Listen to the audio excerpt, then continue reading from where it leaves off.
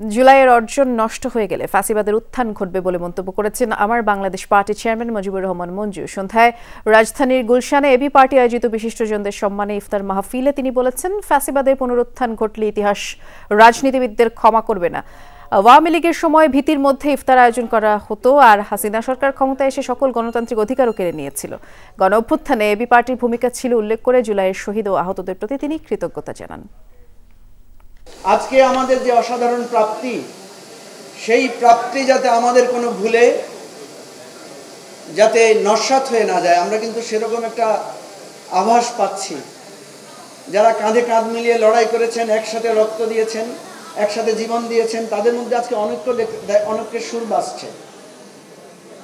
এই অনৈক্যের সুরে যদি কখনো আবার ফ্যাসিবাদের পুনরুত্থান ঘটে, তাহলে সেটা হবে আমাদের জন্য অত্যন্ত দুর্ভাগ্যজনক।